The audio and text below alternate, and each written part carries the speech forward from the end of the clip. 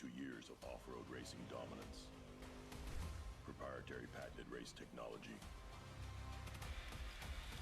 Proudly made in the USA.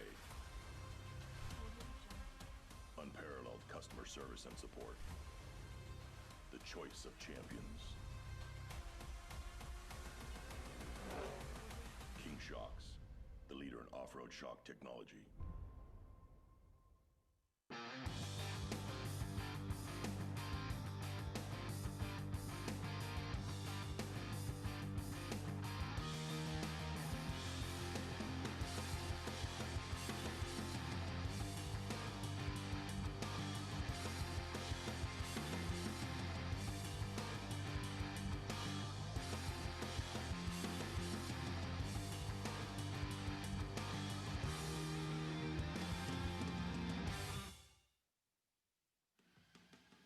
Brought you the world's first patented curved light bar. Now, it just got smaller, slimmer, and smarter with the Rigid RDS SR Series Pro.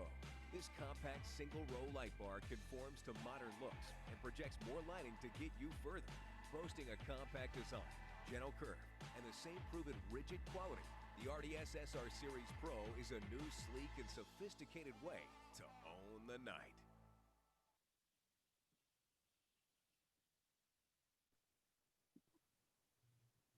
Welcome everybody to Fishgistics live here on Zoom today. I'll be your host, Cameron Steele, driver of the number 16 Monster Energy Trophy Truck. Joining me is quite a hitter's crew.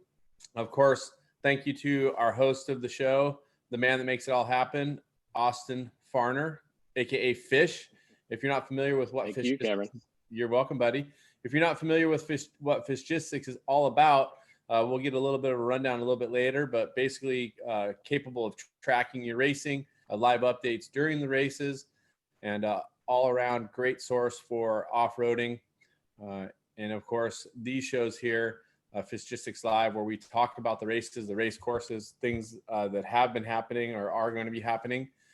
Today, I'd like to welcome on my screen below me, last year's winner of the Vegas Reno, driver of the number 7, my former teammate from 2010, Bryce. Welcome, Bryce Menzies. He's definitely a huge hitter when it comes to this race. Bryce, how's things going for you?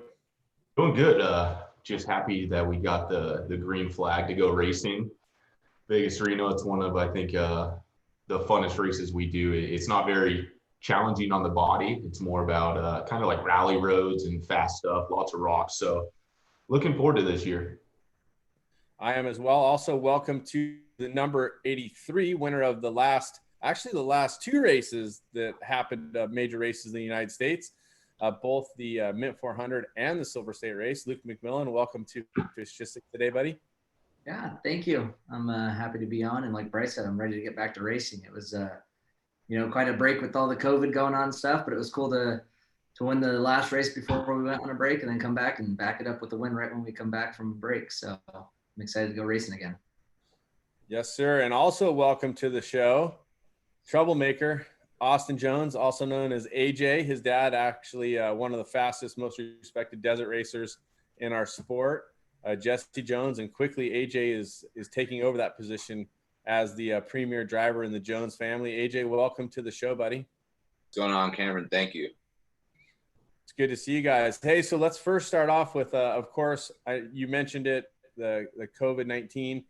There will be special restrictions at this Vegas Reno race. We'll be talking about that a little bit later. Scott Harden from Best in the Desert will be joining us.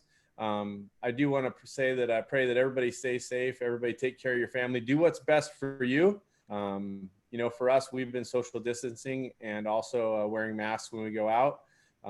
Everybody has their own opinion. And I think everybody should keep their opinions to themselves for the most part and just do what you think is best for you and everybody around you. Be safe at the race. Fish, I know there's a lot going on when it comes to this, and Scott Harden's going to come in and explain some of the protocols we're going to have, correct? Yep. Yeah, he'll be here in a little bit. We'll throw him on right before we look at the course, and then he'll explain exactly what Best in the Desert has laid out and how they were able to make this race actually happen. And there you have it, folks. A little bit of information. Fish has procured the actual GPS track for this race.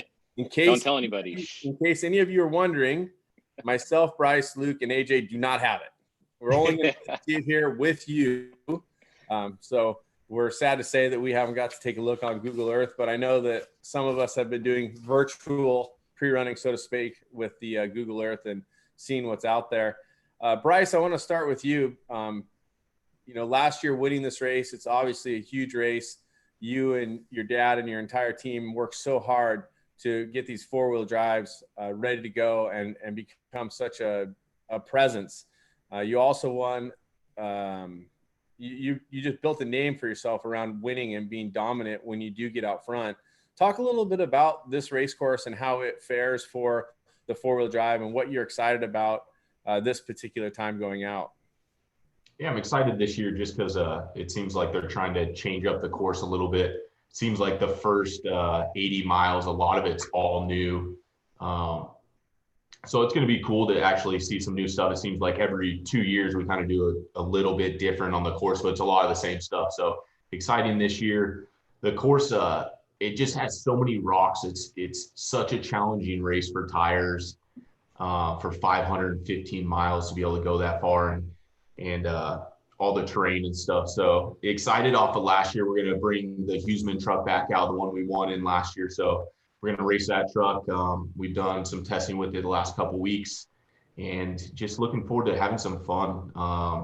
Recently, I had my first kid, so I think that's brought a lot of different thinking to my mind when I go racing now, and just kind of enjoying it and having fun and knowing that there's something that's way bigger and something to enjoy back at home. So excited to get out and race it and see what we can do compared to last year. Well, welcome to the club. Congratulations. What's your baby's name? Carson. So she'll be 6 months next week. So it's crazy how fast time flies, especially when we're staying home and don't have a lot going on. Yeah, the champ and I are new parents again. Also, we have a little baby girl, Gracie, who's joined us 8 months ago. It's quite a ride, pretty exciting stuff. Right. I think actually, if I'm not mistaken, we were definitely sneaking around at Luke's wedding, secretly pregnant. I think you guys might have been just brand new pregnant then. Yeah, same thing. Ashley was sneaking around. I was having a couple drinks. Luke, newly married, new big sponsors, couple big wins.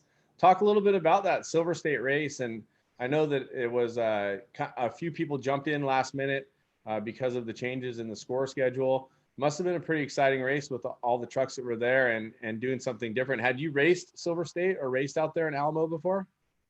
No, actually I hadn't. That was kind of unique. And we had decided to race about 2 weeks before that. And we were up in the air over one truck. If Dan and I were going to split it or if we're going to race both trucks. And, it's been an exciting year. Like you said, we brought in some new sponsors with 4 Wheel Parts and Piston Beats, and along with some of our old sponsors, BFG and Method. But everyone always said, we've been struggling for 5 or 6 years. We've always been fast, but we always struggled for that first big win. And everyone always says once you break through there and you get it, they'll start coming to you. And I'm hoping that continues to be the case because we got our big win at the Mint and then went to Silver State. And I wasn't excited about it because, I didn't know the course. I'd never ran it, never pre-ran it.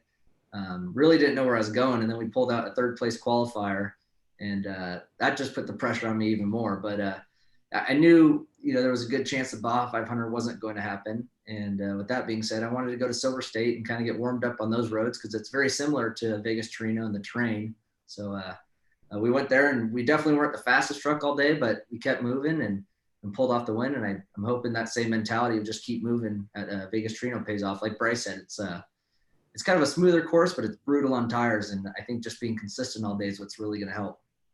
Well, speaking of being consistent all day and keeping your tires underneath you, AJ, you're coming, doing something different. You're coming in your 6100 truck or your trophy truck spec, some might call it. And you're going to race against the unlimited vehicles, the trophy trucks. Let's talk a little bit about what's going on and what the plan is for you.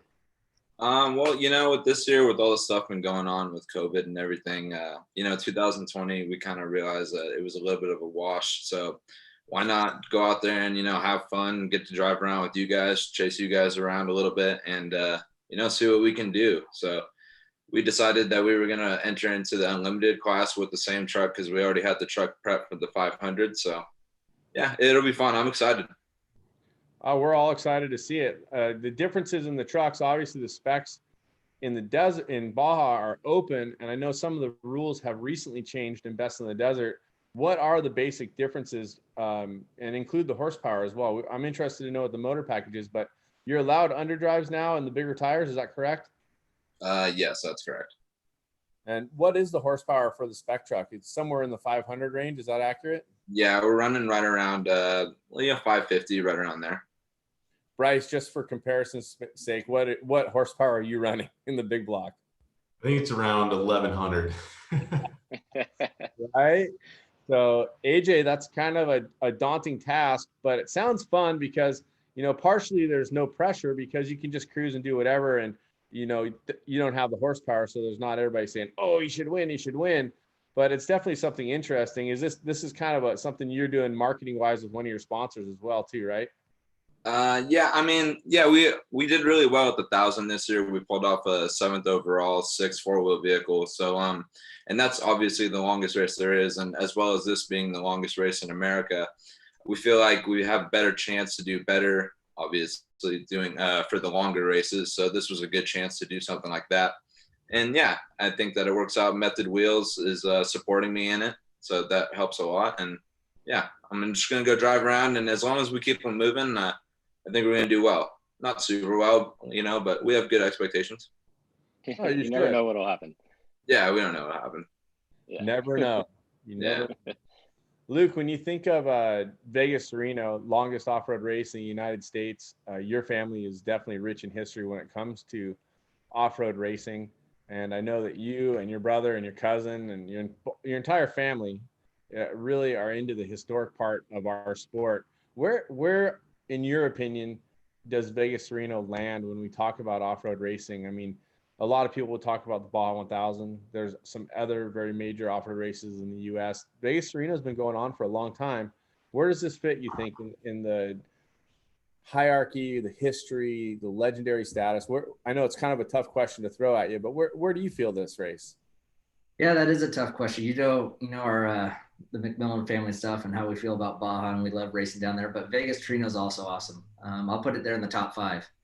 The Baja races are always big. King of the Hammers is a big race, Mint 400. But Vegas Reno's, it's a longer race, 550 miles about usually, between 500 and 550.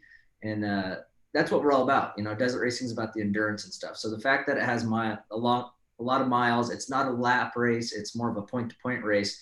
That's really cool. So hats off to Best in Desert to continue to put on the event. And Best in Desert's probably one of the cleanest run series there is. I mean, extremely organized. Some of the best people in our sport are there, always making sure we have a place to race. And so I really appreciate that out of them. But yeah, we do have a good history with Vegas Reno. Our family used to sponsor the multi-day events, which are a lot of fun. It'd be really cool if we did that again. But 500 miles in the Nevada desert's brutal. So it's always been a top 5 race for me. It's difficult. It's frustrating sometimes because there's no pre-running.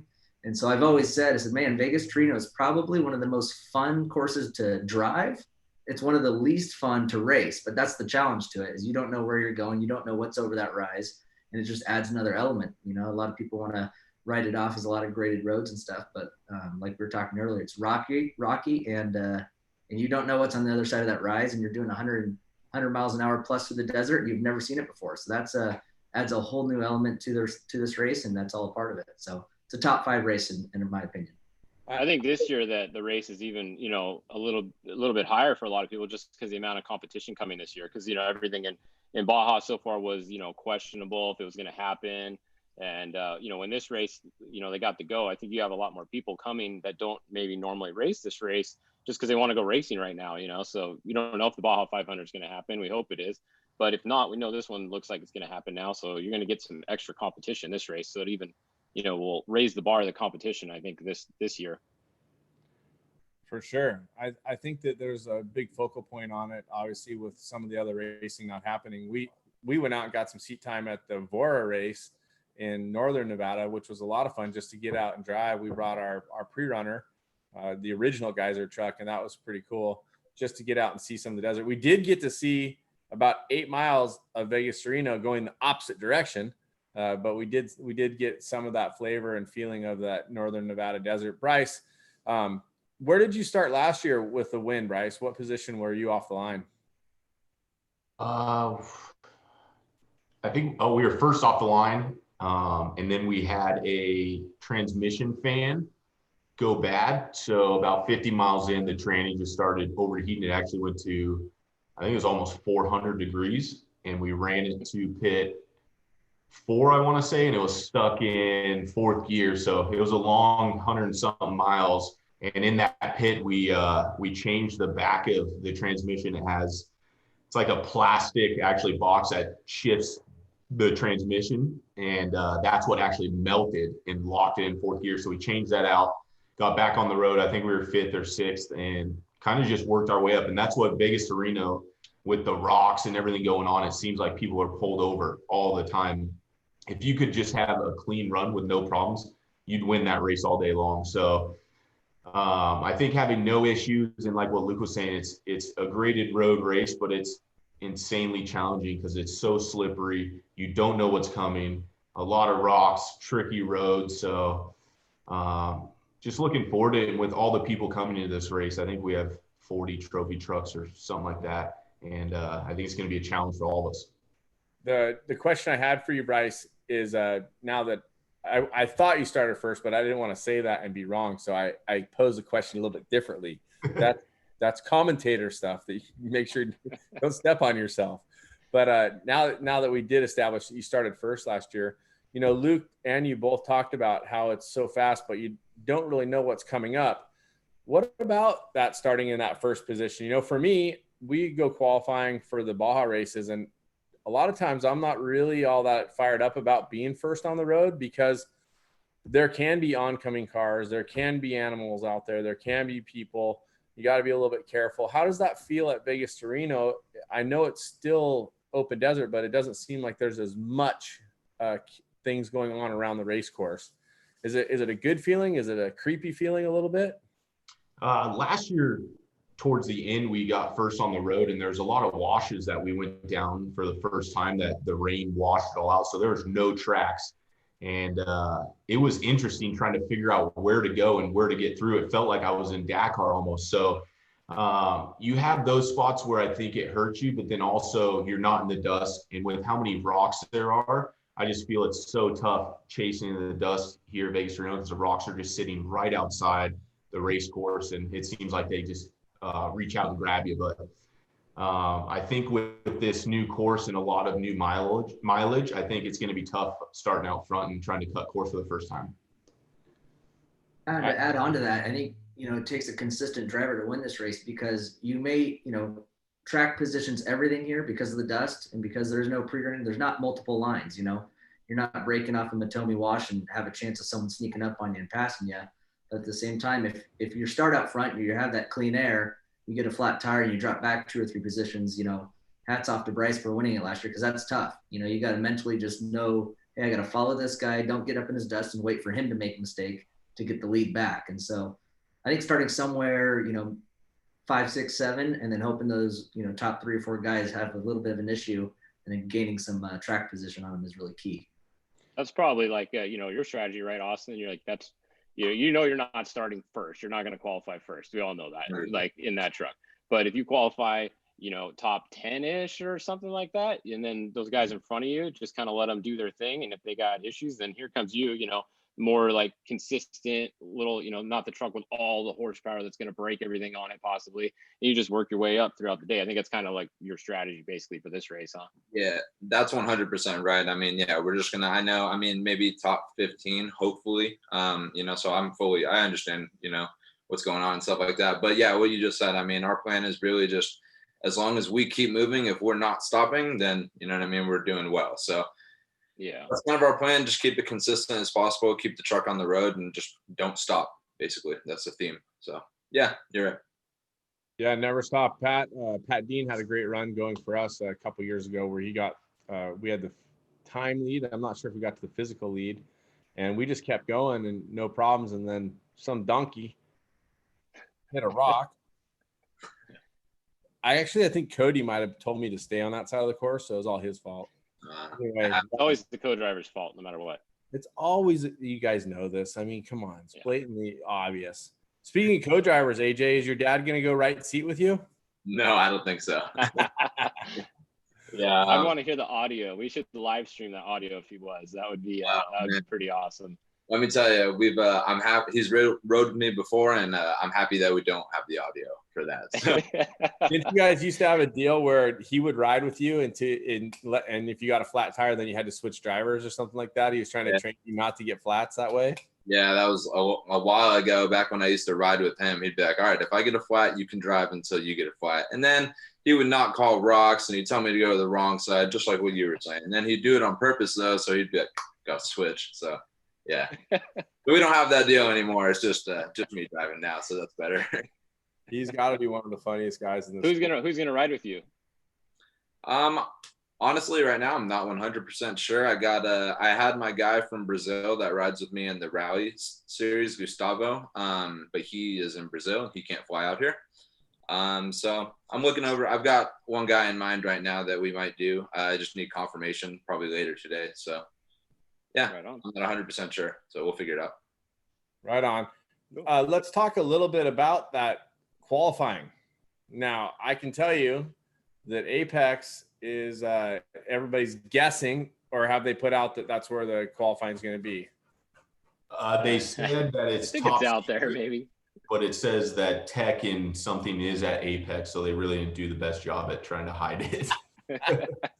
I can tell you that if you are ever Cameron, tell everybody when it is if they're watching and they don't know. So why you're bringing it up? Oh, okay. Well, I'm sorry. So start positions are sorted out by a qualifying session. The race is on Friday. Qualifying is on Wednesday night in the dark, is what I've heard. I don't know if that's what's been told.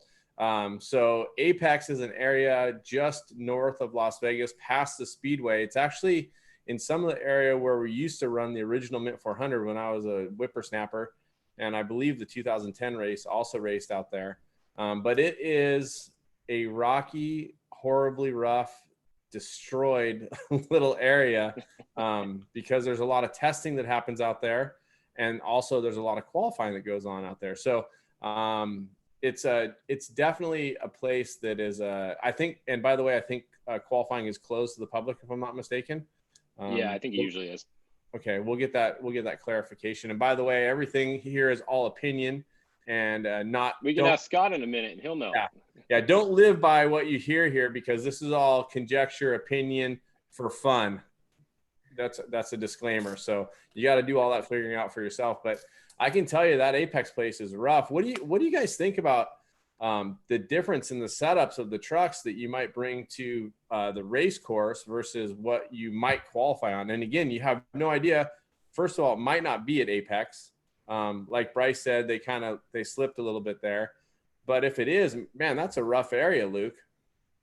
Yeah, no, it's brutal for sure. You know, I've actually been going away from a qualifying setup a little bit more and more. And I know the all-wheel drive guys for sure, because they've got 5 or 6 speeds now, and they're not as much change. I know Bryce and his crew are always thinking of doing something new, but we'll definitely make some suspension changes out there, especially because we're going from Apex to Vegas Reno, which is, like you said, Apex is one of the most square, rough court, areas out there. And then we go to Vegas Reno, which is, like we said, is a lot of graded roads and maybe some high-speed G-outs and stuff. But a lot of us will lower the truck and stiffen it up for the race day. But qualifying for an Apex, you definitely want a little bit of ride height and maybe lighten the truck up, change some gearing and stuff. And like you said, nighttime, I got mixed emotions on that, mixed feelings. I tend to do well at night. I can see well at night, and I focus a little bit better at night. But I do worry about the dust out there. I think we've all been going to the desert our whole lives, and 6-7 o'clock in the evening is when the dust just absolutely hangs, and it hangs for 10-15 minutes at a time.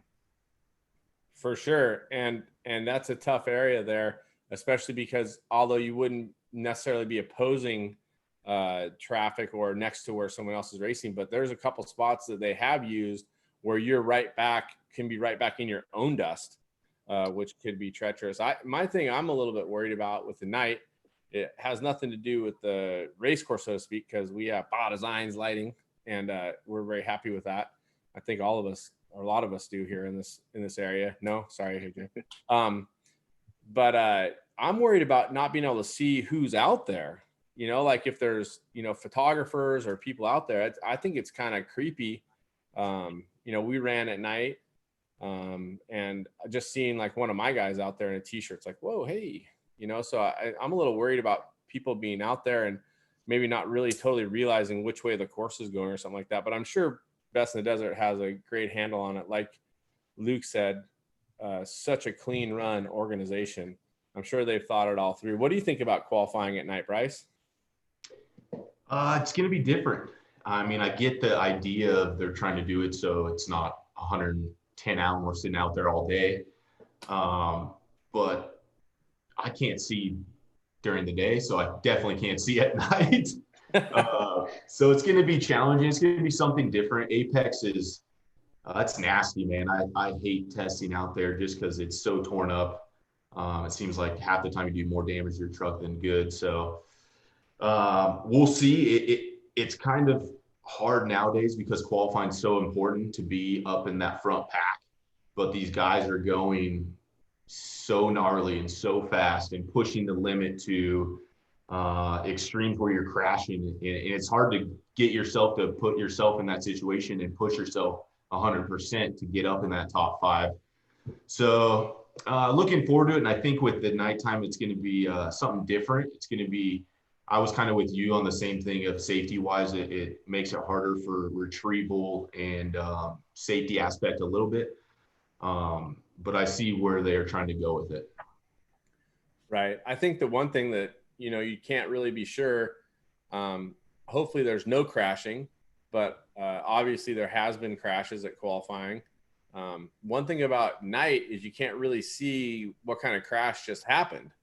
You can just see the lights tumbling from far away. So you're not sure if it was a big bad one or if it was just a tip over, so to speak. Well, not a tip over, but you know what I mean? So that's going to be hard to delineate how to react to some of that stuff. But like you guys said, and I said, Best in the Desert's on point. Now, Bryce is saying how important it is to start up front. AJ, have you done any research about who's won this race from the back? Because I think it's happened a couple times. I think Andy actually might have won at one time from not a front start position. And I know I think Voss has at least one win not from the front. Right. And if I'm not Rick D. Johnson, I think won the race from like the 40th start position one time, if I'm not mistaken. That would be maybe a decade ago. Luke, you're the one with all the information. Is that good information? Yeah, I remember when Rick won it he was definitely from the back and stuff. And I think the other impressive run was Robbie came from almost dead last. And I think he got second, first in class 1, second overall in the Truggy. I think that sticks out in my mind for sure. So I think that the play, AJ, of not starting up front might not be a huge deal, especially if you get a couple guys that flat and give you some open air. Yeah, 100%. Yeah, so I've heard a lot of stories, just like you guys were saying, of like guys kind of sneaking up at the end there.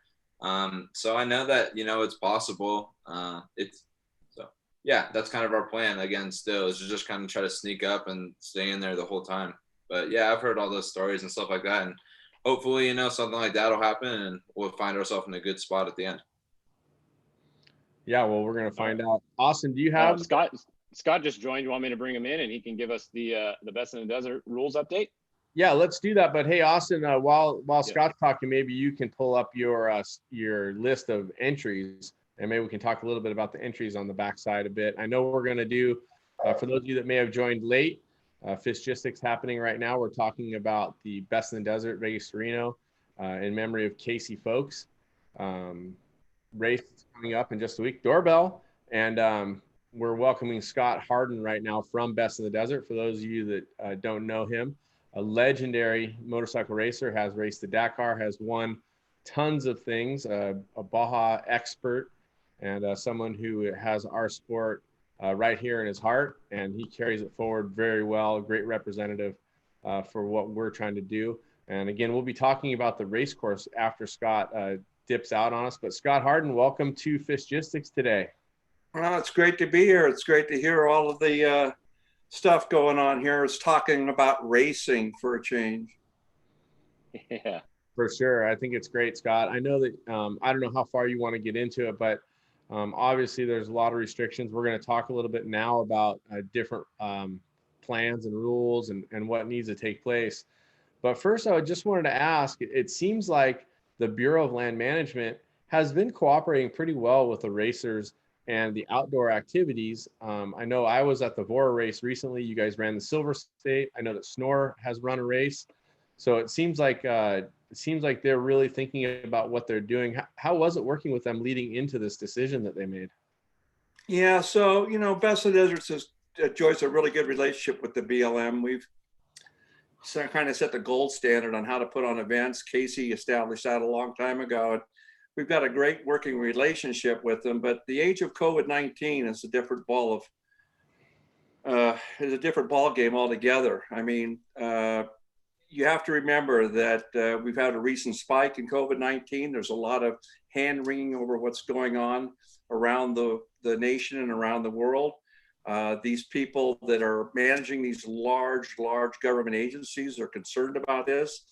When you talk about a Vora race or some of these other smaller motorcycle races and stuff, it's one thing. But when it's Vegas to Reno, in the scale of the event that we have, our profile just puts us in a different league, and we're getting scrutinized a lot more closely.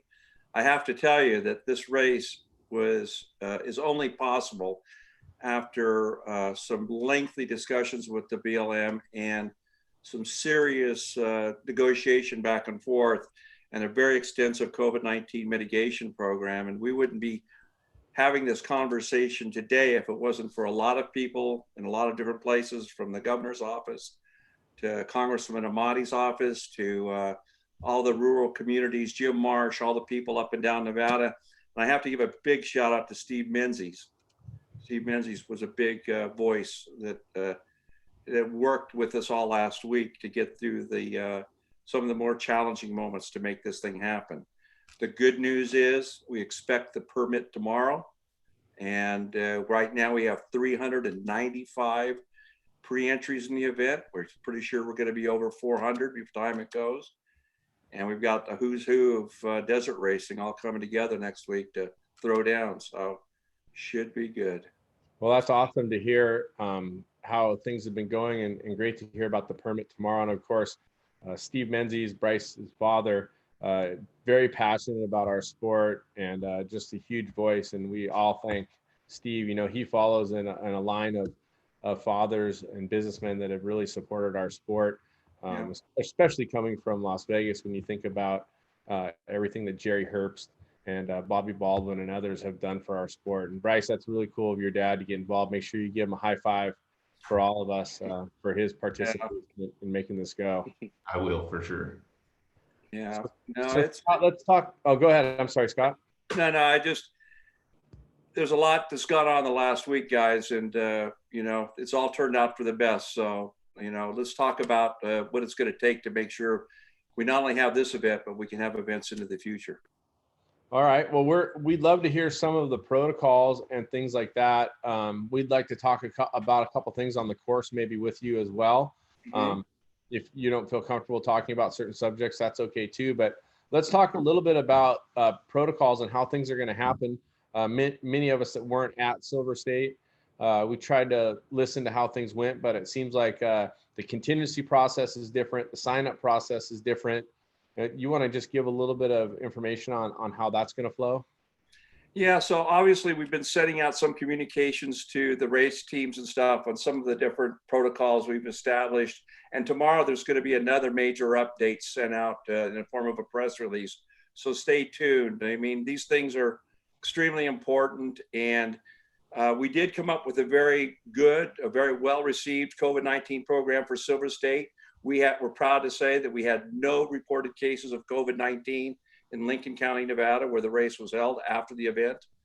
We did absolutely zero cases of COVID-19. So the things that we did worked. We were good, responsible partners in that area. But for this race, though, the task has been doubled down. We're even under more scrutiny, and we have to run an even tighter ship in order to make this thing happen.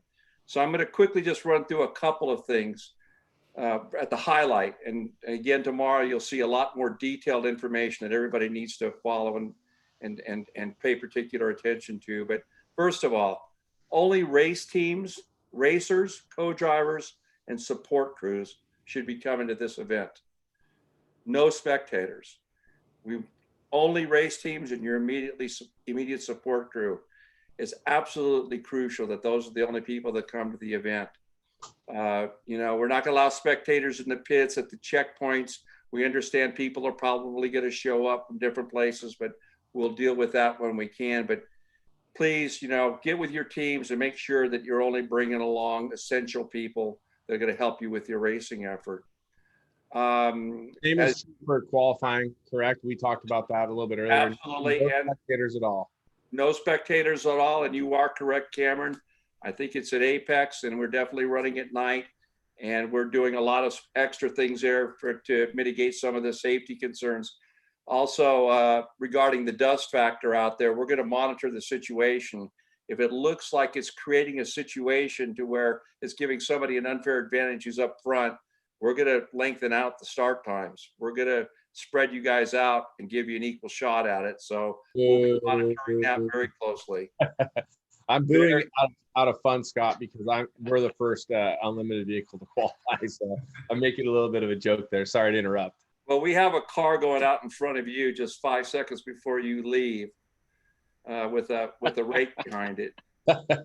Dragging a chain link fence. Dragging, of course, yeah. But now, so there's a few other things, guys. At the start line, it's going to be a drop your guy off, an unload and leave. There's no camping at the starting area. You just have to show up there the morning of the race, unload your vehicle, and leave. There's going to be no loitering or anything at the starting line. We can't have anybody. The whole thing is structured to keep large groups from assimilating in one area together. So you'll drop off, you'll unload and leave. The same at the finish line. When your racer arrives at the finish line, you can't come over to the Best of the Desert truck and talk and hang out like people normally do. You'll get to see them at the Ford Mesa. Immediately following the event, you're going to need to load and leave. We can't have people loitering out in the parking lot. That's extremely important. At the pits, everybody's going to have to be 6 feet apart. We're going to be checking for pit passes very closely going into the pits. No one will be allowed into the pits without a pit pass. Very important. There'll be a 6-foot mandatory distance. Masks are required everywhere at the event. There's no two ways around that. Masks are required. It's a state law. It's a mandate of the governor in Nevada, and we have to comply with it, and especially at the hotel. We really have to comply with it there. So masks, I don't know, forget about your personal feelings on masks. Park them, stuff them for the day that you're there. Put your mask on. It actually improves several of your appearance. So it's a good, in some ways it works as a good thing. You got a chuckle out of Heidi. She's listening, and the champ got a giggle out of that. I think she thinks the mask makes me look more attractive. I think you're right. Yeah, we'll continue to do things as we did before. The meetings and all that stuff will take place on Facebook Live. When it comes to registration, guys, please show up. You know, when you're in your time slot, it's very, very important. You show up in your appointed time slot so that we keep people separated throughout the day. And we'll be doing contingency and tech like we did last year. You won't even have to get out of your truck. You can literally drive your truck with your race vehicle on the trailer behind you and stay in the air conditioning all through tech if you want.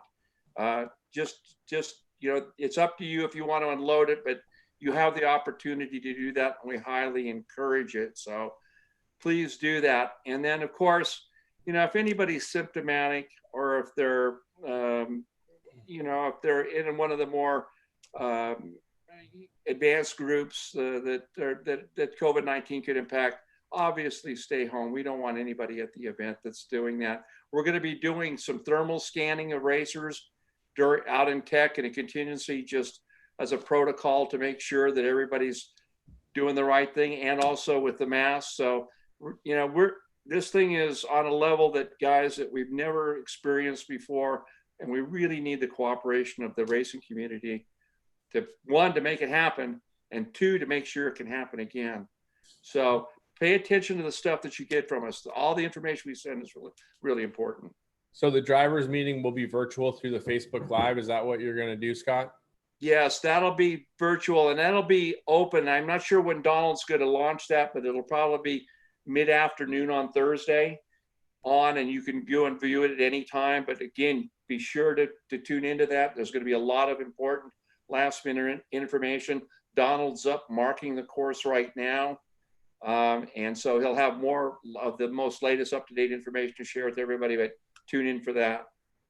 Speaking of race course, do you have any other updates? I wanted to shift to a question about the race course, or two questions actually. Do you have any other updates that we need to know from safety standpoints or protocols? It sounds like you might have covered all of it. Just want to make sure that we have it all out there before we ship. No, I mean, there's a lot of details here, guys. There's a lot of moving parts. And I'm just, when you get your packets of information from Best of the Desert, the emails from us, and the updates, and there will be more of them as we lead up to the race. Unlike in the past where this isn't standard operating procedure, guys. It's a very fluid situation. So we'll be sending out more information. Pay attention to it. Make sure you understand it. Make sure your crew chief understands it. Make sure your support crew understands it. It's very, very important. Copy that, Scott. Well, just to quickly recap, so everybody will get a time to come for registration. The driver's meeting will be virtual. There is an option to do drive-through with your vehicle on the trailer still through tech and contingency. And as you said, I believe, reiterating, masks will be required at all times, all over wherever you are in relation to the Vegas to Reno race. Is that all correct information, Scott? Yeah, absolutely, absolutely. That's a good. Those are the main points. All right. Well, let's shift gears. I know that Luke, AJ, myself, Bryce, and of course Fish are all interested in some of the changes. I think it's really cool. I know obviously we all love Casey. We miss him. I know we're racing in dedication to his name here at Vegas to Reno. Gave me a little chill just then, actually. You know, carrying on that tradition, obviously his boys, you know, Daryl and Brian, Donald, who is groomed by Casey, you, a good friend. You guys have been working hard. I'm really interested about this first 80 miles of the race. I think it's very cool that you guys have changed it up. How tough was it to get that start down there near, kind of near Big Dune, actually? I had never been to Big Dune until about a month and a half ago. We actually did a pleasure trip up to Tonopah and then over to Bodie and then down to Owens Valley. But man, it's cool to see you guys have done something different. And I know that we're crossing the road at Beatty where we used to cross back in the days when we raced from Las Vegas, correct? Yeah. You know, I mean, it's all, I give all my hats off to Donald Jackson. I mean, in this day and age, it's hard to get new course. It's hard to change things. And Donald fights extremely hard, just like this thing we're doing with the night qualifying. I mean, we don't want it to be stale. We want it to be fresh and different. And everybody's trying to think in the qualifying, oh God, what do I have to do? You know, you're not just going there, just operating on autopilot, man. You got to think it through. And as a racer, I like that, you know, it's challenging you. And so, yeah, the new area, as you know, if you're familiar, as you guys are all familiar with that area around Beatty, it's all similar terrain. And especially after you get in the backside and get down to the Sarcobatis Flat, start heading up to Bonnie Claire, you know, that desert out there, 6 of one, half a dozen of the other. But that stuff leading up to it there, that can be pretty interesting and kind of challenging. And that stuff from Big Dune over, I think that's going to be, it's going to definitely be high speed stuff. But I just think this is going to change the complexity of the race early on and kind of give everybody, you know, a new look, as it were, especially when everybody's nervous and trying to figure out, you know, how fast to go, what's the right pace, you know, how hard should I push it, what's going on. It's just going to add another layer in there. Can you talk a little bit about the start area there and how that's going to work? I know in the past, everybody's got very familiar with the area just south of Beatty. Is this another big area where there's going to be plenty of parking to unload the vehicles? Is there going to be, is it going to be more important for procedure? Are we only allowed to park on one side of the highway? Where does that, can you talk a little bit about how that goes? You guys can see the start. It says Armagosa Valley there. That's actually the junction of the 373 and the 95. And you guys can see there the first 3 miles looks like going almost due southwest. Yeah, well, that's Lathrop Wells there, obviously. And there is a big open area there. And I think there is going to be, you know, that's one of the reasons why we kind of selected. There's quite a wide area to get people in and out of. But this is why it's absolutely crucial that everybody gets in there early. They unload their vehicles. And I know this is another thing that's going to be different. This is more like the car where you're on your own. Your race crew's going to have to unload you. They're going to have to leave you there. They're not going to be able to sit around and monk around with the truck and do all the adjusting and everything else at the last minute. When you unload, you better be ready to race, because they're going to have to leave and move on to their next pit location so that we keep the crowd down there. But as the map shows, it heads south there for a little bit. It goes over, it connects on to the old Vegas to Reno race course, the old, some of the old Terrible Town course, and then starts moving north. And that's all pretty high speed stuff there until you get over kind of in the big wash there that goes by Big Dune and then heads on up to, up to Beatty there. But that's, the nice thing about that is that wash is pretty nice and wide in there. It should give you some opportunities maybe to pass. There's a lot of different things going on there. It's a little bit different, opening foray into the start of the race. Yeah. And Big Dune there, I recently made my first stop there. It's a pretty area down there. And I can see that where you drop into the wash is something that's what you're talking about, goes back quite a ways in the history of racing in this area. Oh yeah, I remember doing Beatty to Vegas races back in the 70s that came out through that area on bikes and stuff. So yeah, that's going to be pretty interesting out there. And like I said, it's just going to shake things up in terms of just how the start of the race and just how you start to work your way into it. And there's quite a few pits at this race too, it seems like. I mean, there's first pit is 30 miles in the race, so you don't have to go very far until your first pit. No, you don't. I mean, they had to do something there, or else the next pit was going to be up at Bonnie Claire, I think, and that's would make a pretty long run, especially for the motorcycles and quads and stuff. But I mean, yeah, you're running there through Beatty and back where it normally typically is crossed in the past, and then all of that section leading over to Silver Springs. And yeah, let's talk about that section a little bit, Scott. After you cross the highway at Beatty, and by the way, one of my favorite places to visit in Nevada, Rhyolite, just outside. Rhyolite, yeah. I love Rhyolite. It's a great ghost town. Lots of great history there. But this area north, I don't know when the last time any of this was run. Can you enlighten us a little bit about when some of this was run last and what we're running through? It looks like quite a bit of mountains here. Yeah, I think this wasn't running, until the previous times when Beatty to Vegas used to start, closer back to Vegas. Actually, it's fire roads and stuff back through there. Eventually, it goes back over to the highway. I call that place Silver Springs. I might be calling it the wrong thing. But, where it comes down to the highway there at mile 48. At mile 48, yeah. Those are all pretty good high-speed roads, fire roads and stuff in there, leading in and back out of there. Not too technical, but that's a fun area. On a motorcycle, that's a lot of fun. That whole section through there and all the way down until you get down into Sarcobatus Flat is a really fun area on a motorcycle, which, by the way, we have Ricky Brabeck, Skylar Howe, and Jacob Argabright, three of arguably the best off-road motorcycle races today, all going at it each other solo for the overall win. Just that has really got me excited. That's really incredible. I believe, I don't want to say for sure, but is it true that Ricky's going to be racing a replica bike of what he raced in Dakar?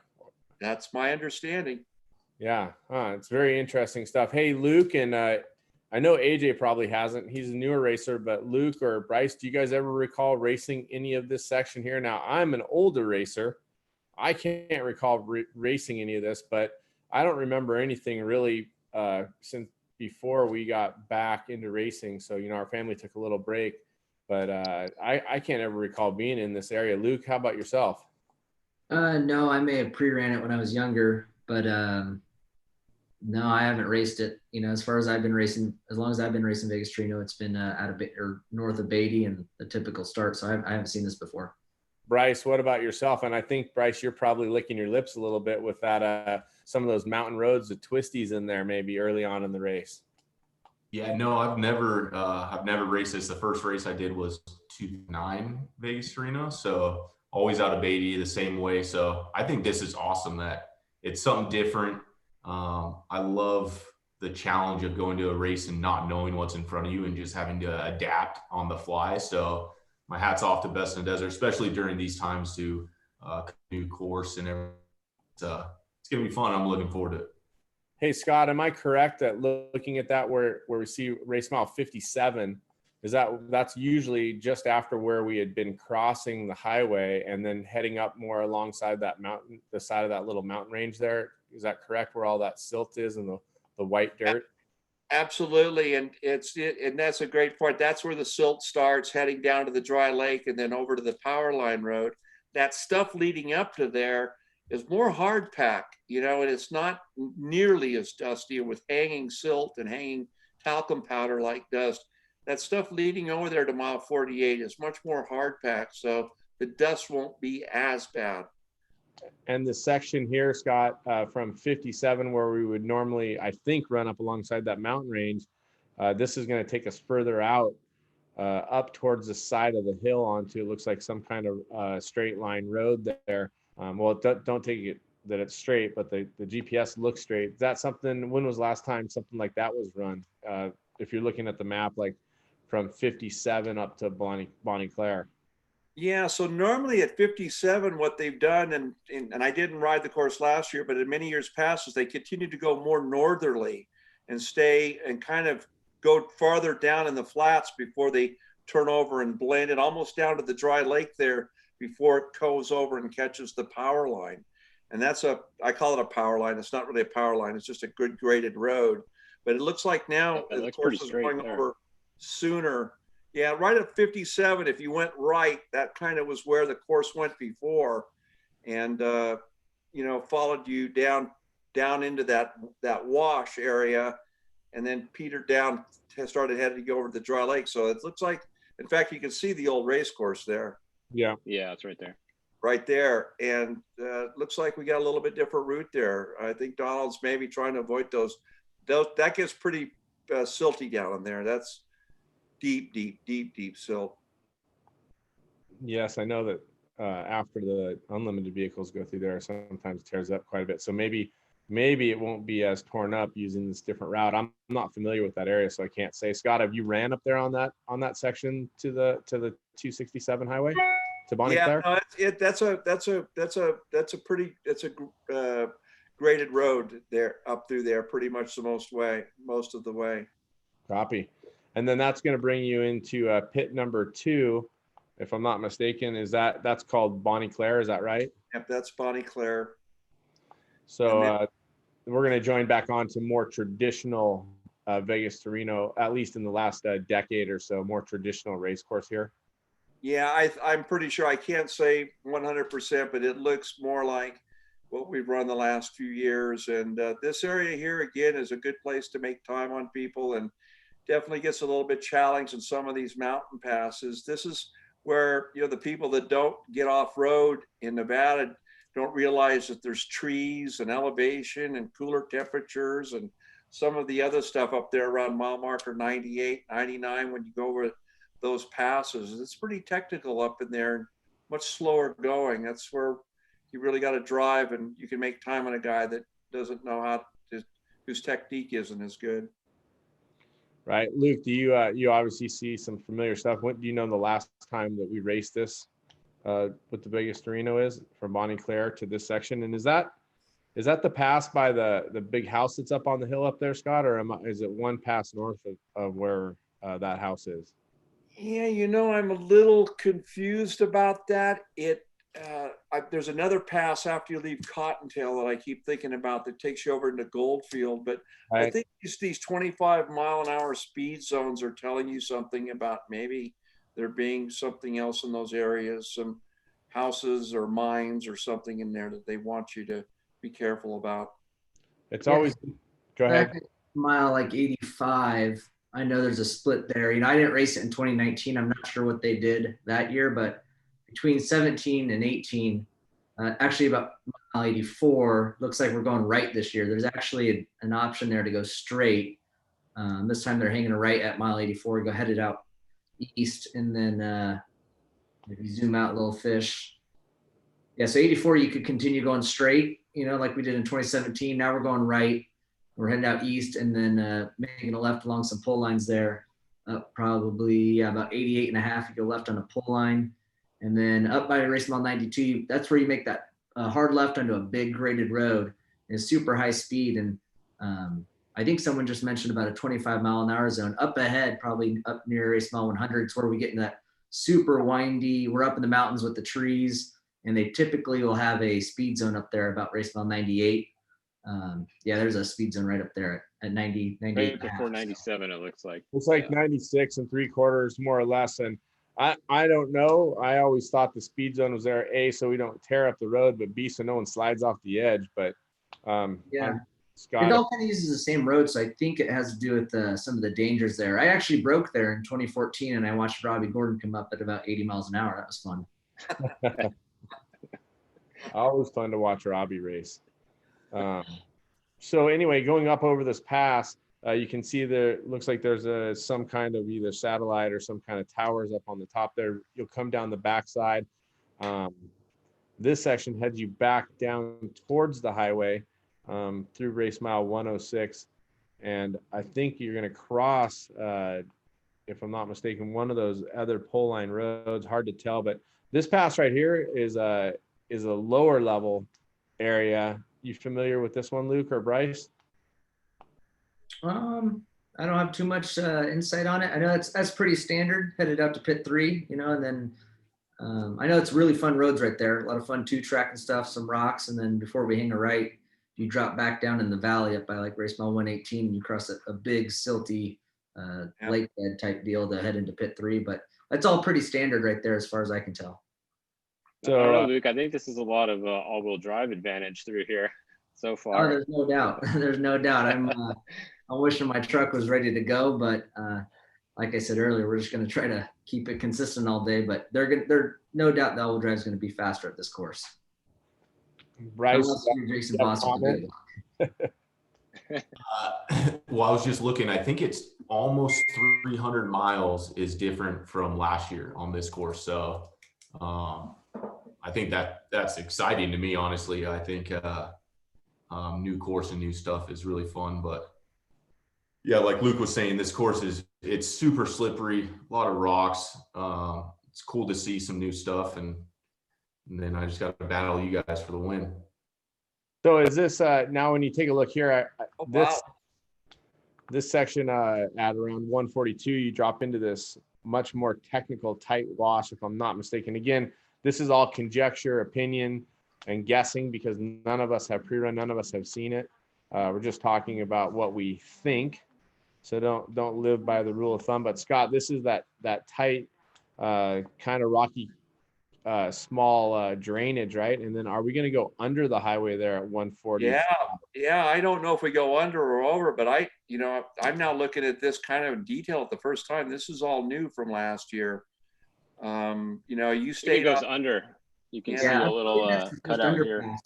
That's we did that in 2017, and then this next part of it. Just looking at the paper map they released is pretty interesting. How they keep it on the east side all the way up to Hawthorne, and then really how they jump us back over onto the west side up by Hawthorne is interesting. But this here's from 2017. Right. Down this wash, make a left turn on some sort of used road. I don't know, are there poles on that road or not, but race mile 148, start turning towards the north. Now that you're on the other side, now you're getting into the Goldfield area. Not sure if you zoom out a little bit more, Fish might be able to take a look at it. Some back and forth in here. We raced this, I believe, like you said, in 2017. I know we raced that race. I wasn't in the car, but some of this area, it's interesting. It goes from fast graded roads, all of a sudden technical little sections. Scott, have you been out here lately, out near Goldfield at all? Yeah, no, the year before last, I did the Bad Adventure Tour, and we did a lot of this stuff out here with Daryl. And you're right, it's a mixture of stuff. It's fun. It's rally style kind of roads.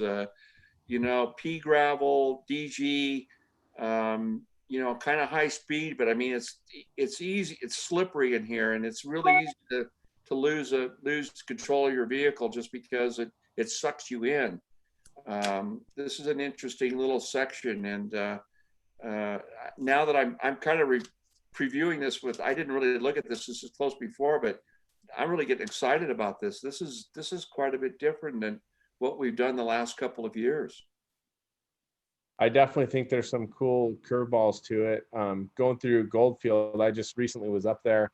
I'm sure you've seen the cars that are buried in the ground, all painted and crazy. It's quite a sight to see it. It's a very cool little zone. But then you're going to get into, that looks like pit 4, a race mile 164-ish. I believe do we call that Goldfield, or is that called Coaldale or something like that? It's not Coaldale. I haven't seen Klondike. Coaldale. Klondike, yeah. But up by race mile 185 is pretty interesting. I don't know. I don't have every year on my. What is this right now? But it's that's like a salt new to me. flat or something, or what is that? That's definitely new. Hasn't taken us out that far out east at 185. I don't know if I've seen that before.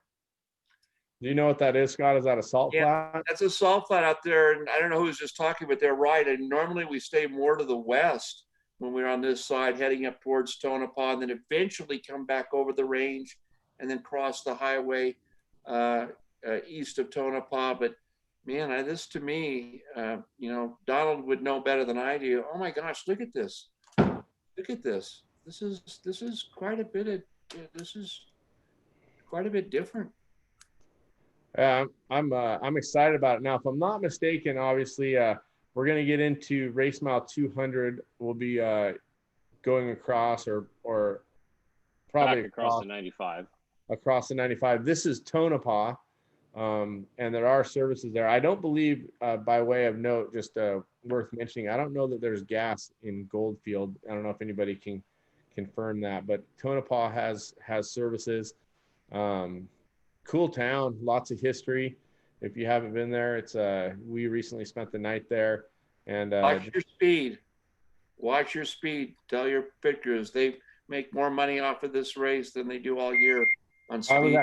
I was actually just thinking the exact same thing, Scott. I think that it's worth mentioning that, you know, the teams, you can look at this race course either on the map or what we're going over here, and you can see it jumps around and across 395 quite a bit. But I don't think anybody should plan on counting on too much of moving around. I mean, obviously people are going to move around, but you know, maintain the speed limits.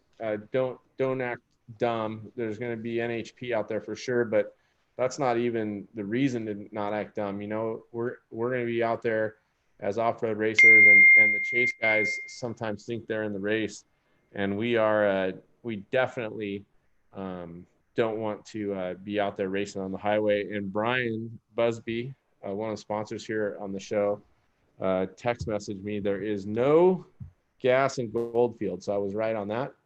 So we know, Cameron, we all heard your phone go off like 5 times. Well, you know what's crazy? And maybe you can help me with that. I have my phone silenced, but what you're hearing is my computer dinging. How can I make that stop? Oh. Yeah, that might be a problem. I don't know if we've ever hopped the highway in Hawthorne like that. You know, usually they'll pick the west side or the in Hawthorne or Tonopah. Tonopah, yeah. Or Tonopah, I'm sorry. Yeah, you know what? I think this is a similar, and I could be wrong. Scott, you last year. Oh, I didn't race last year, but so this is the same as last year, you're saying? Last year we hopped the road right where we did there, but we were going the other direction. We were coming up from the south. We hopped the road just south of town there, went out through 199, 198, but then made a turn to the left and headed north, and then went across the road, Highway 6, just to the east of town there, and went around that way. This is going all different here and backtracking back down over towards Silver Peak almost. When was the last time we did the 2-day? I think we restarted from Tonopah right there at that same spot where we're going to cross the highway, if I'm not mistaken, along the side of the hill there. Correct. So the finish and for the Tonopah 250 and all of that. So yeah, this is quite a bit different. Yeah, Like jump out of town, fast graded road around the mountain there. That's going to take us up, if I'm not mistaken, we've already passed pit 5, which is that at Tonopah? I'm sorry, I missed that. Yeah, this And is now pit 6 up here at the corner of Miller's. at Miller's, right? And so paralleling Highway 6. Yeah, Highway 95. Yeah. The split there for the chase team, some will be going north. Now we're headed towards Hawthorne. Is that correct? Silver Peak and Hawthorne. We're not Coaldale, kind of getting you down towards Coaldale Junction, but anxious to see where he goes here if he brings you into Coaldale. I was there last year when Bryce had his issue with his transmission, and I was at Coaldale there, and I think it was in that area, Bryce, where you kind of dropped back or had to effect some repairs or something, but I'd kind of written you out at that point. And then you obviously came back and put in a hell of a drive in the last half of the race. But I remember seeing you here at Coaldale coming into the pit there at pit 7. Well, actually, yeah. Yeah, we were stuck in 4th gear, and then I think that's where we fixed the back of it, was there. Yeah, I was there. I saw it. Yeah. Oh, so my mistake. This still is Highway 95 here? Yeah, that's 95. Okay. Sorry about that. I called out Highway 6 at one point. My bad. I think it's both. It goes on both there. Oh, Yeah. Gotcha. I was just driving around on those roads going out to Fallon. I don't remember the last time I drove across all of Nevada like that. Pretty vast countryside. Pretty amazing stuff. Beautiful stuff. It is beautiful. So then we're diving through your pit 7. Did you say that's Coaldale?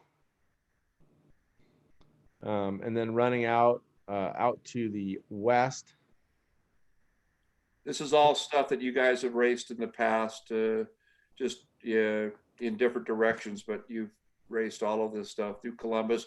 Cool old ghost town there in Columbus, and then the hills up above it. The site of a major meteor impact back in the early 1900s.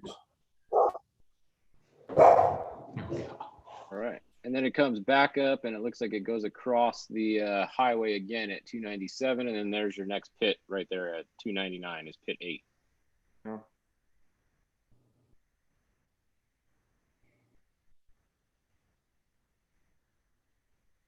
Then we go north. Pretty rough section heading here. This is a pretty Sorry rough section. about my noisy dog. Yeah, I think that pit 8's a red lick, right? Yes. Yeah. Is that what that one's called? Okay. Yeah, it's red lick there.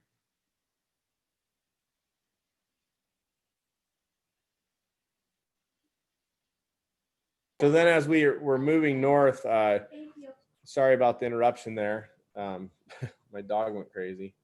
But now we're headed, as you said, what pit number was that, Fish? Red lick, right? That was 8. Yeah. Pit 8, red lick. Yeah, that was pit 8. Now we're past pit 8. Going north. Headed to Mina. Now this looks like it gets up in the mountains through here. Is this the same as what it was last year? Yeah, there's only one pass that once you get up there around 314 or 315, I think there's only one main pass that'll take you over the top and then back down into Mina.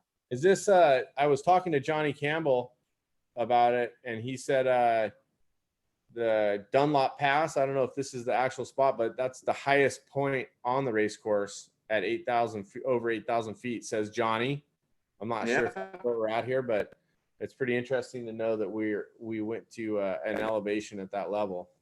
Yeah, you can see on Google Earth right here, it says 8,000 feet right where, right over here, actually.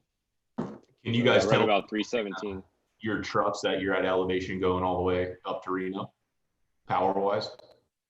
Oh, it's terrible. Yeah, definitely slow down. That's another thing that this race, this race definitely you have to take the elevation into account, because 8,000 feet, like you said, where else do we race at 8,000 feet? I don't think Baja we ever go up to that high in Baja, really. Yeah, at that elevation, it's going to be real slow for the spec truck. So. When was the last time we raced on this section, Scott?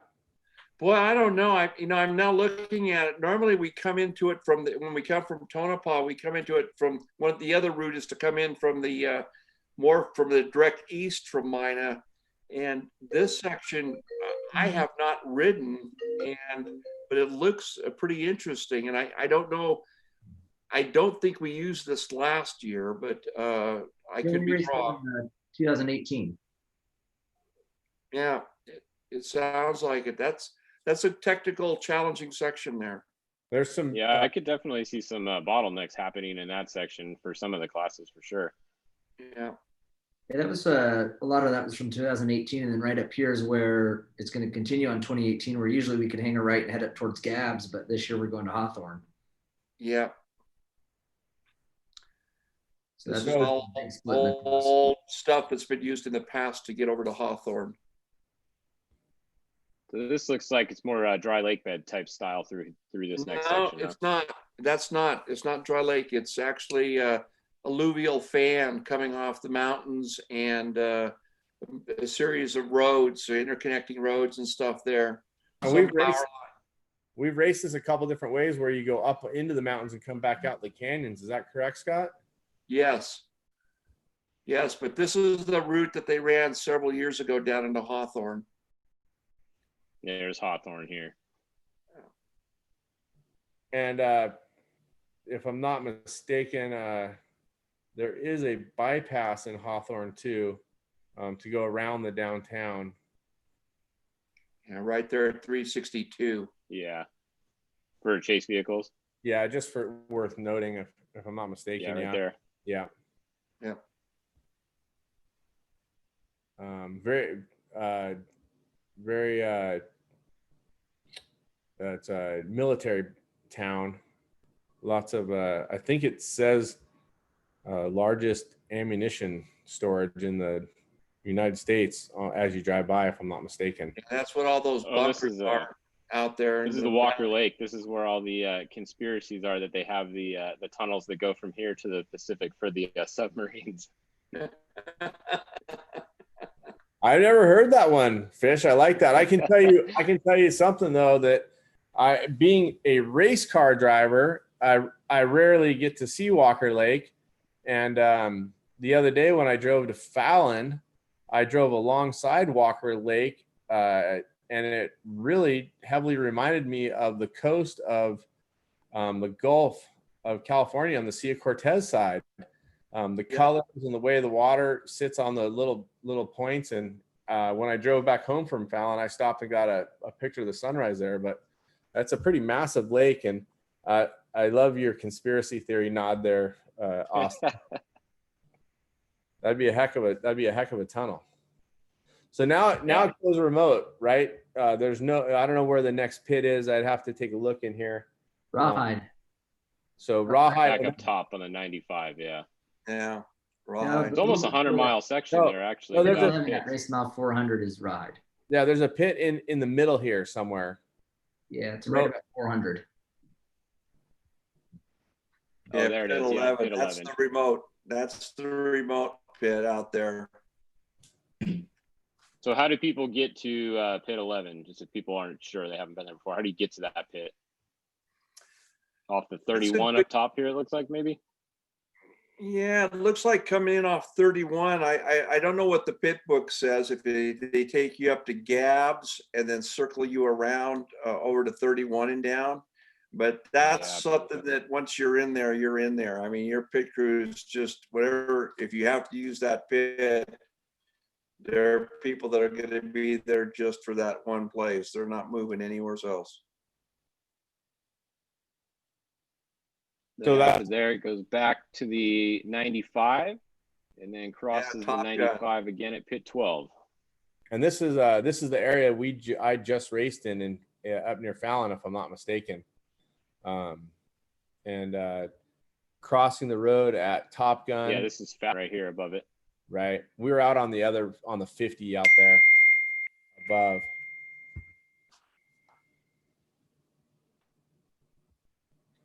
Yeah, this is all going to be familiar stuff through here. Now this is almost getting to the finish here. This is when you're Bryce doesn't like this last section right here. He has some. That's like all real fast high speed stuff, and then the last like 20 miles, I want to say, is miserable. You think you're so close, and there's so many rocks, and oh man, it's tough. So yeah, we had an interesting year 2 years ago. We led the whole race. I think we had a 20-minute lead or something crazy, and we had an issue with a tire, and then we couldn't get the lugs off. So tried to drive it on the rim, and it actually ripped the whole rear end apart, axles, brakes, everything. So hopefully we don't do that this year. Hey, Bryce, where does that start at? What mile marker is that? Did you say that part starts at? Is it around 496? Did you go up over the pass there?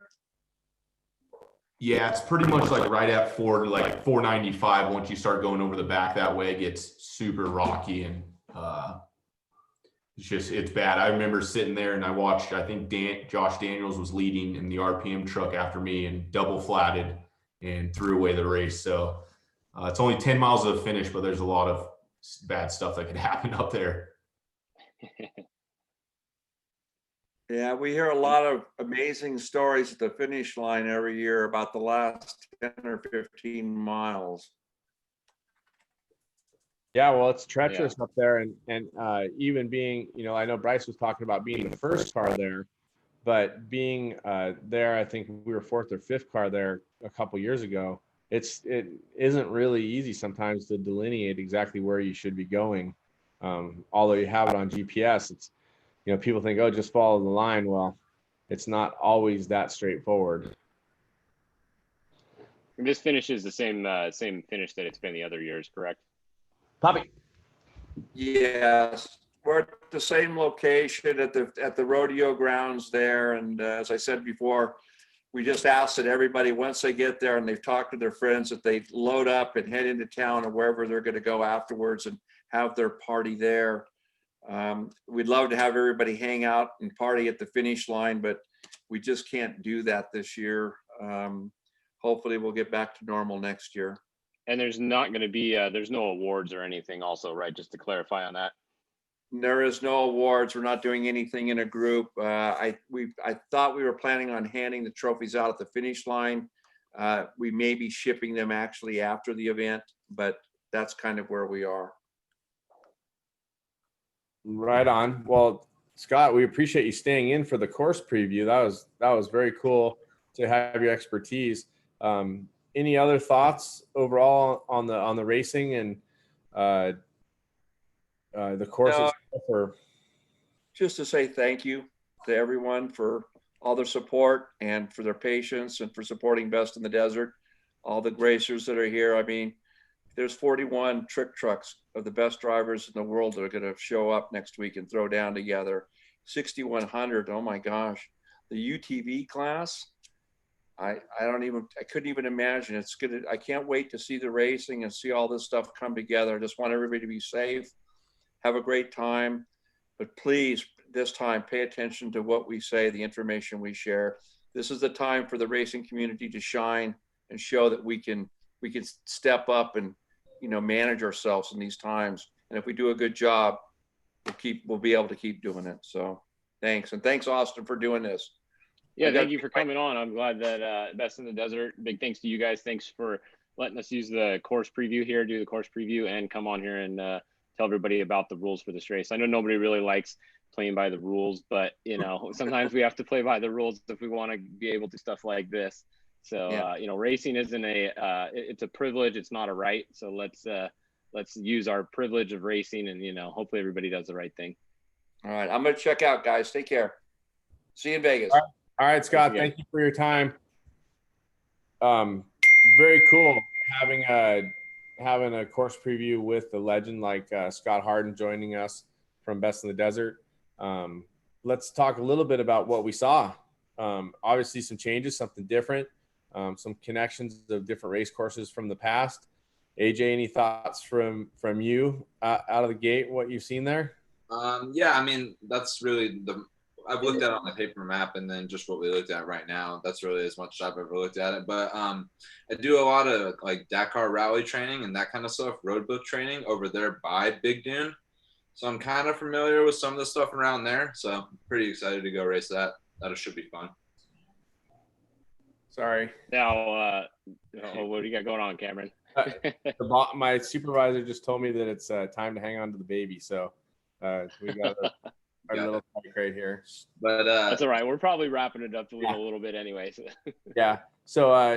So thoughts from you, Luke, on what you've seen? I think it's really cool that they're doing some quite a few things different. You know, the start's different. A lot of the middle sections are different. They're combinations of old roads we've run and stuff, but it is different. You know, for a while there, I thought it was a lot of copy and paste, but as I started digging into the courses and realizing there's a lot of options there, but as usual, that last 150 miles or so is the same, and still a lot of stuff goes down there. So I'm glad to see they did a lot of different things and kind of even out the playing field for those that, you know, try to sneak up there and look at it or whatnot. And it's gonna be a lot of new stuff, so it's gonna be cool. Agree. Bryce, thoughts? Anything that jumps out at you that spikes your interest or concern, so to speak? I'm just excited to go racing. I like that they're trying some new stuff with, you know, the first 80 miles is something we've never ran. And then I think compared to last year, like I said, I think it's 299 miles are different. So just looking forward to it. Everybody that goes to this race, please be, you know, aware of the rules, wear your mask, just be safe, because if we mess this up, then we don't get to go race again. So let's just make sure we follow the rules and do the best that we can to abide by that and the laws, and then we can keep racing. So just looking forward to it, get outside a little bit and get back to what we love.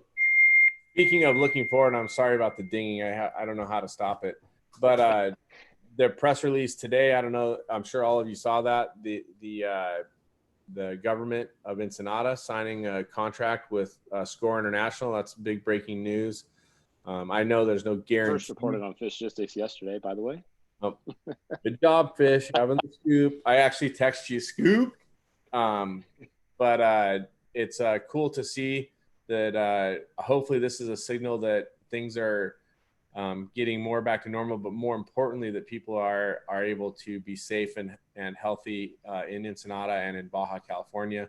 Of course, we're always thinking about our friends here in the United States and south of the border, but it's definitely an exciting step to see that under all of the different talk that has been happening lately, not just about not having a race, but where a race might take place. It's good to see that coming out. Luke, I'm sure you were excited to see that information. Definitely. No, I'm ready to head back down to Baja, but like Bryce said, we just all got to follow the rules, put our views aside and follow the rules so that this race goes well. And, you know, even though this is a different series, people are going to be watching. You know, this is a big event that's happening. And same thing when we go back down to Mexico, it's we're going to have to follow the rules. For sure. And a selfish transition, if you guys don't mind. We're speaking about Baja. We are starting our fundraising this week for the Rancho Santa Marta School and Orphanage in San Vicente in Baja California. It's an annual tradition. We do around a motorcycle trip that we do called Baja Beach Bash. Unfortunately, due to things beyond our control, the ride has not happened. It was scheduled to happen at the end of July. We've been waiting to try to pick a date and try to talk to the government and find out when a good time that will be to go. But more importantly, the fundraising has started. You can find a page, their page, ranchosantamarta.org, where you can donate directly, or you can donate through our Facebook pages that we've created, or you can reach out to myself, Johnny Campbell, or Mark Moss directly. But please, you guys, if you have the opportunity, the off-road community has been so gracious. We've raised over $500,000 in the last decade. Last year alone, $161,000 raised. And I want to give a big shout out to Luke, Dan, and Mark. You guys have been huge contributors. All of your families have been over the years, but you guys have already jumped in this year. And I wanted to thank you guys very much for that, Luke. That's super cool to have that commitment from Mark and your brother and yourself. Yeah, absolutely. No, you're welcome. And thank you for putting that on and organizing it. Cause you know, we always want to give back to Baja. We love it down there. We love the people down there. So happy to give back. And thank you for giving us that opportunity, really. For sure. Yeah, great people down there. They've been running the orphanage and school for 35 years. And like I said, AJ and Bryce, your families have been big contributors over the years. I want to say thank you to you guys too. And if you guys have the opportunity, it's a non-sponsored. I know sometimes we can't share each other's information because we all have different sponsors. There's no sponsors involved, so feel free to share it on your social or to post it or just spread the word. Every dollar helps. You know, a $10 donation is as important as a $1,000 donation. So that's my spiel. Sorry, Fish, to hijack your show for a second. Oh, you're there. good. We like them. We helped them out a few years ago too at the golf tournament. So yeah, we always want to be helping out down in Baja. You made them one of your charitable benefactors from the Fishgistics golf tournament. What's the story with the golf tournament? Speaking of which, is that something that's able to happen? It was supposed to happen. It was supposed to be last Saturday. So that got canceled. They said the golf course said they're not allowed to have any big tournaments. And if we did do a tournament, we weren't allowed to do a shotgun start. So we would have to go off one foursome at a time. So there's no point. You know, we'd be there all day. You guys don't want to sit there all day. We wanted to do that. So we'll bring it back next year, and we'll bring it back big next year. We'll get the raffle even bigger next year, and we'll do it again next year. Right on. Let's start wrapping this thing up. It's been a great preview. I'd like to get everybody's closing thoughts. For me, I echo your guys' sentiment about being able to go racing.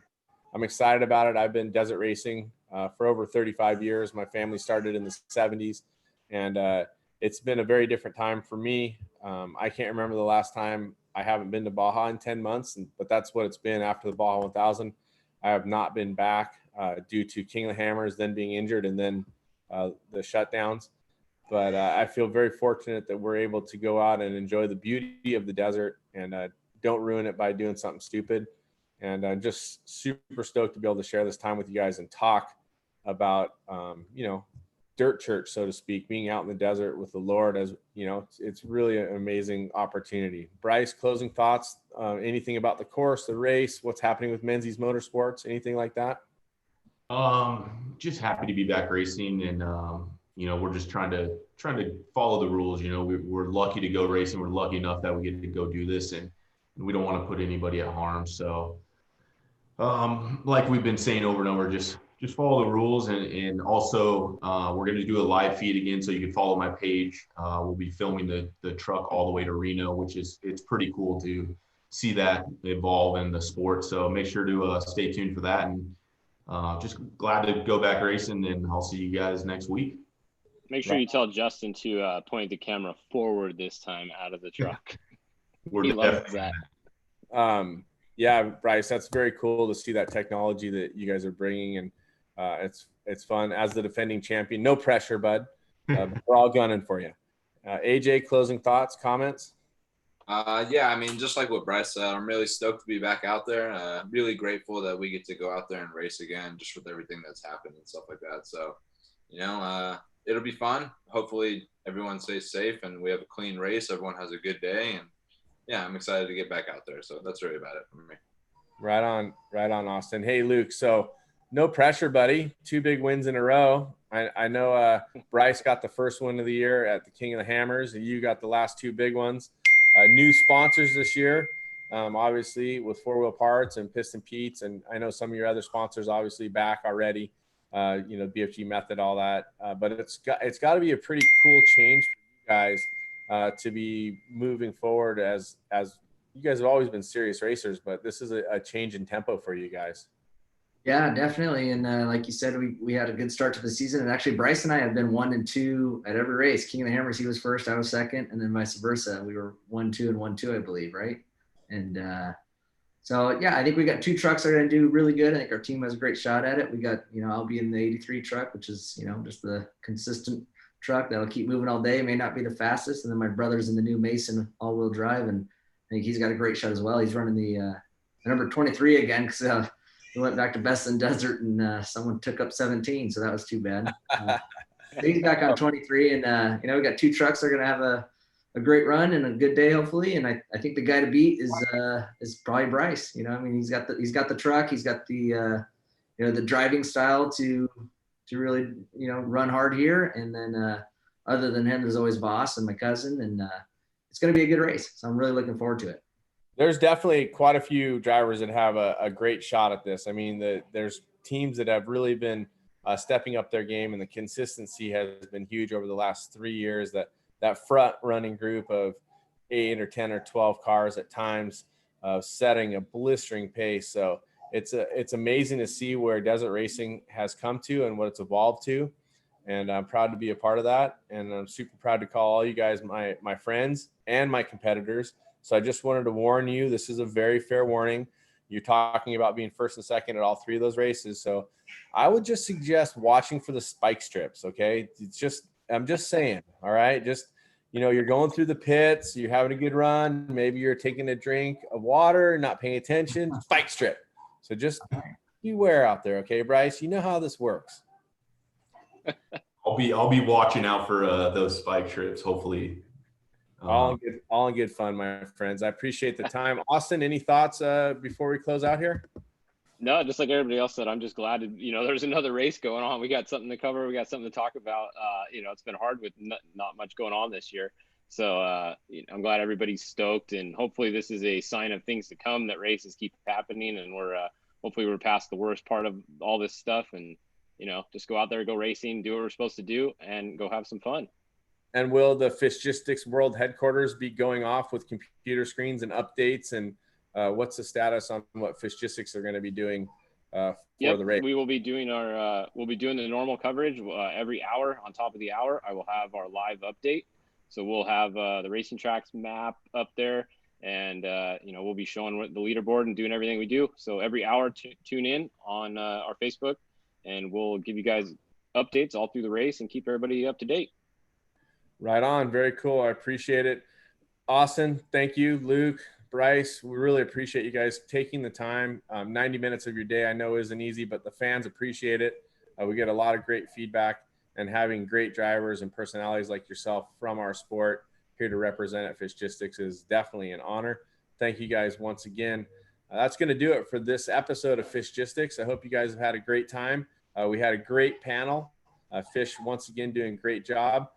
As we said, be safe out there, adhere to the rules, don't speed on the highway, take everything very seriously, and, take it responsibly. Understand that we are guests all over the race course, private and public lands, and that we need to respect not just on the highway, but on the race course as well. Be safe out there, everybody.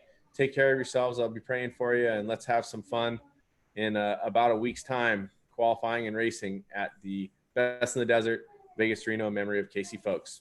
Talk to you guys later. See you guys.